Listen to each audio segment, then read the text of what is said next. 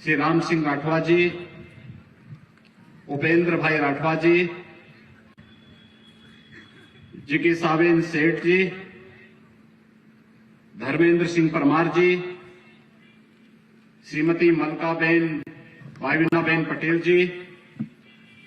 Professor Shankar भाई बिछिया भाई राठवा जी, श्री राजू भाई शाह जी, श्री संजय भाई देसाई जी, राजू भाई राठवा जी, श्रीमती शारदाबेन राठवा जी, श्री रश्मिकांत भाई बासवा जी, जोशु भाई भीलू भाई राठवा जी, मेहुल कुमार हर्षद भाई पटेल जी, गणेश मिश्राजी जी, चेतन भाई मेवासी जी, श्रीमती कोमलबेन डोबेल जी, श्री शशिकांत भाई पटेल जी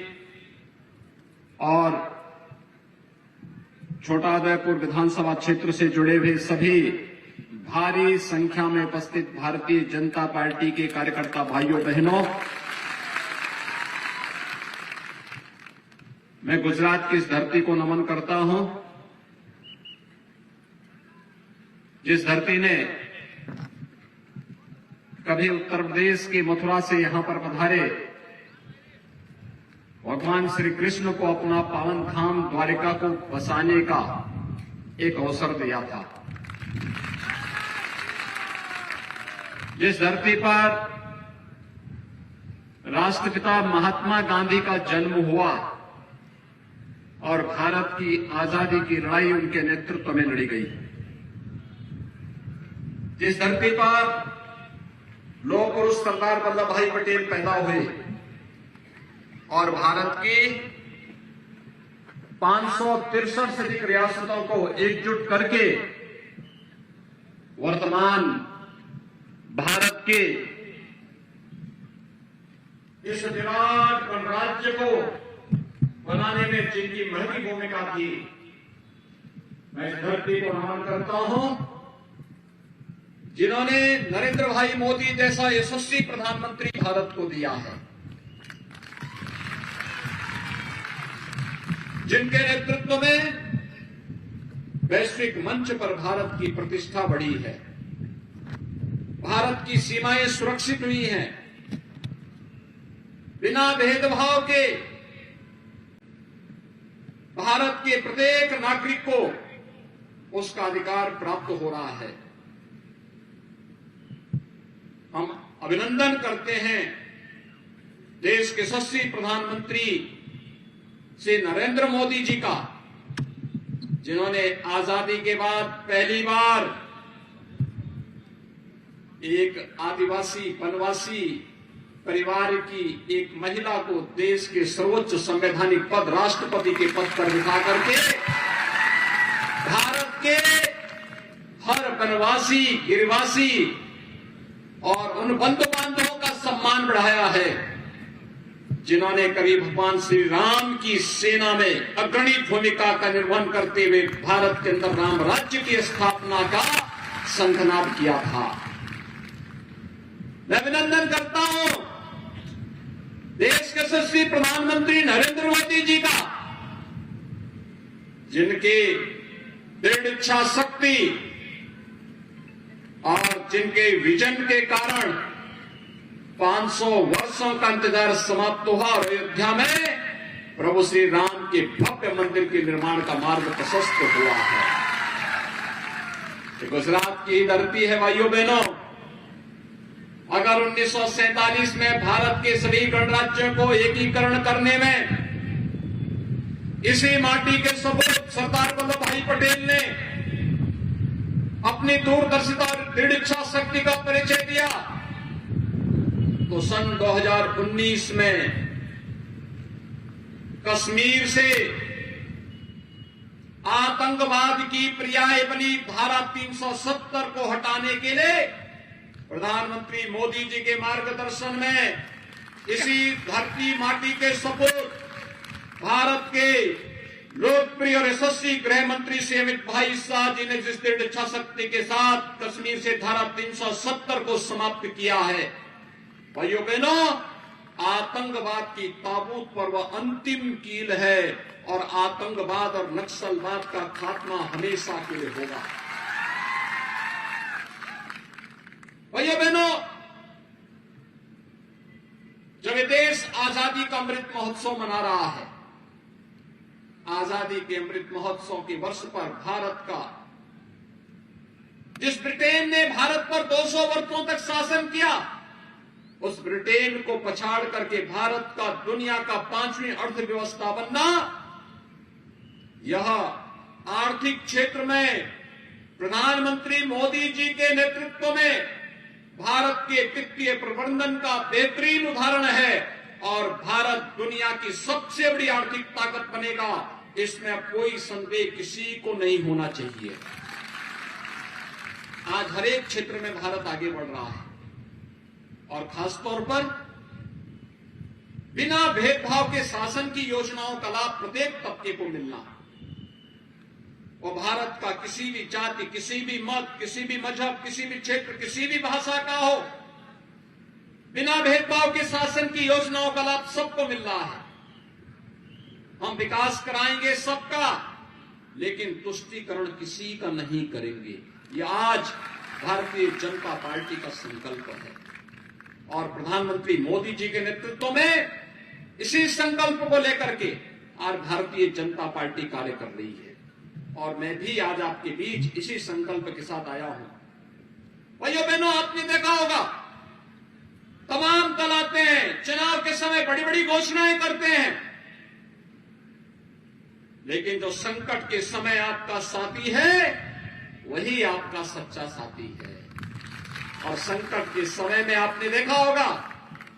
इस सदी की सबसे बड़ी महामारी कोरोना महामारी आई थी।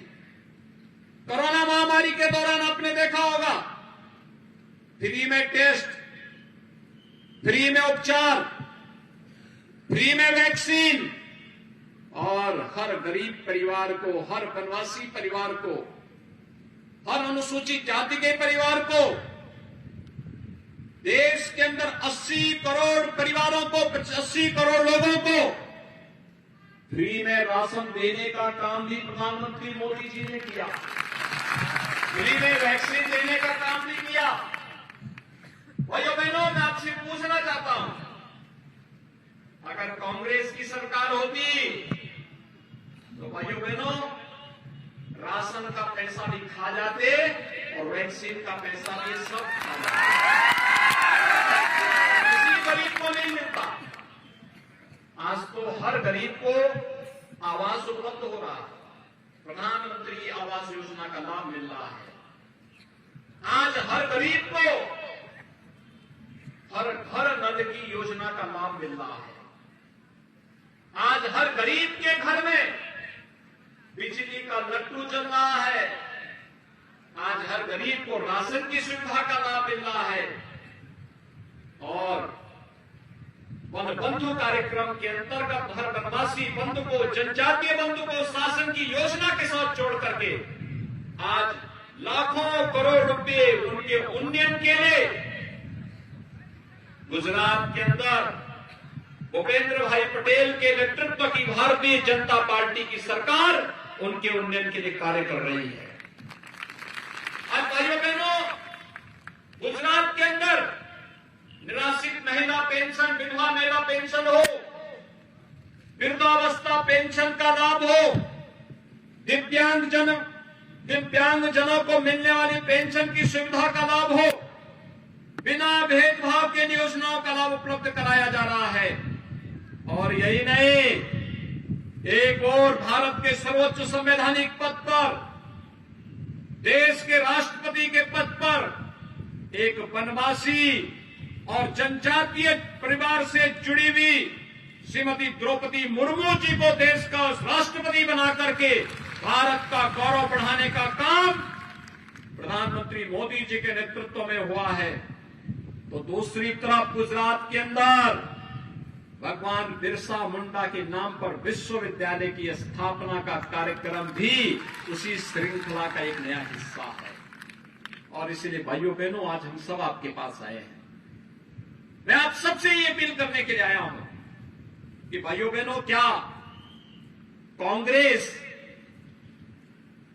कश्मीर से धारा 370 को हटा पाती? मैं आपसे पूछना चाहता हूं, क्या वो हटा पाती? क्या अयोध्या में राम मंदिर का निर्माण कांग्रेस कर पाती? और क्या कांग्रेस सरदार साहब का जो सबसे बड़ी प्रतिमा बनी है गुजरात में, प्रधानमंत्री मोदी जी ने बनाया है, क्या कांग्रेस बना पाती? कांग्रेस ने तो सरदार साहब को भी सम्मान नहीं दिया और बाबा साहब भीमराव अंबेडकर को भी सम्मान नहीं दिया। बाबा साहब भीमराव अंबेडकर से जुड़े हुए पंच तीर्थों का निर्माण भी प्रधानमंत्री मोदी जी के मार्गदर्शन और नेतृत्व में हुआ है।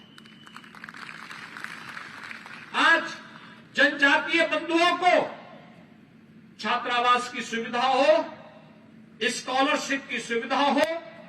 इन सभी प्रकार की सुविधाओं का लाभ अगर कोई दे रहा है तो भारतीय जनता पार्टी के नेतृत्व की डबल इंजन की सरकार दे रही है। दिल्ली में नरेंद्र भाई मोदी जी के नेतृत्व की भारतीय जनता पार्टी की सरकार है। गुजरात के अंदर श्री भूपेंद्र भाई पटेल के नेतृत्व की सरकार है। ये डबल इंजन की सरकार जब चलेगी तो बुलेट ट्रेन के रूप में विकास के कार्यों को भी लेकर के आगे बढ़ती है और बुलेट ट्रेन की तर्ज पर ही विकास का कार्य होना चाहिए। ये विकास हम सबके जीवन का आधार बनेगा और इसीलिए आज मैं आपके बीच कहने के लिए आया हूं। भाइयों बहनों, गुजरात में क्या होता था? भारतीय जनता पार्टी की सरकार आने के पहले, नरेंद्र भाई मोदी जी के प्रधानमंत्री बनने के पहले, मुख्यमंत्री बनने के पहले गुजरात में क्या होता था? दंगे होते थे, कर्फ्यू लगता था, गुंडागर्दी चरम पर थी, अराजकता फैलाने का कार्य होता था, लूट खसोट थी। पिछले 20 वर्षों के अंदर गुजरात में कोई कर्फ्यू नहीं, कोई दंगा नहीं। गुजरात विकास के पथ पर आगे बढ़ रहा है, सुरक्षा का एक मॉडल दे रहा है, विकास का एक मॉडल दे रहा है, लोक कल्याण का एक मॉडल दे रहा है, नौजवानों के लिए नौकरी और रोजगार की सुविधा दे रहा है, अन्नदाता किसानों के लिए प्रधानमंत्री किसान सम्मान निधि का लाभ दे रहा है, महिलाओं के लिए स्वावलंबन के लिए अनेक कार्यक्रम चलाए जा रहे हैं। भाइयों बहनों, ये नए भारत का एक नया गुजरात है और इसीलिए तो हर गुजराती कह पड़ता है, जय जय गरवी गुजरात।